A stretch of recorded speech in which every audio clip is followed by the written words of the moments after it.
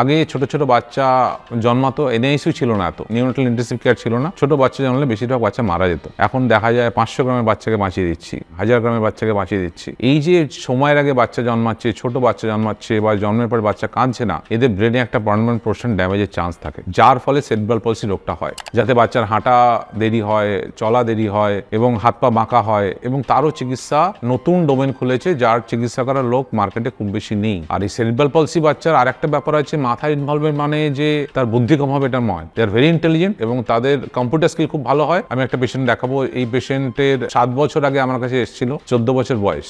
এই যে হাঁটার ভিডিও দেখাচ্ছি, এইভাবে যদি আমরা হাঁটি, নিজেরা চেষ্টা করি, দুপাও হাঁটতে পারবো না। তারপর এই বাচ্চার অপারেশন হলো, অপারেশন হাঁটা শুরু হলো, 7 বছর ডাউন দ্য লাইন হঠাৎ ফোন এলো যে আমার মেয়ের বিয়ে দিচ্ছি, তারপর তার বাচ্চা হলো। এই পেশেন্টটা আমাদের সোসাইটির খাতায় হ্যান্ডিক্যাপ বলে স্ট্যাম্প হয়ে গেছিল, সে হলো সে নর্মাল লাইফে ফিরে এলো। সুতরাং সেরিব্রাল পলসিরও যদি চিকিৎসা করা হয় 100% ঠিক হবে না, যদি বলি 100% ঠিক করে দেবো তাহলে মিথ্যে কথা বলা হচ্ছে, কিন্তু অনেকাংশেই চিকিৎসা সম্ভব এবং বহু ক্ষেত্রে সেরিব্রাল পলসি বাচ্চার মেন স্ট্রিম অফ লাইফে ফিরে আসা সম্ভব।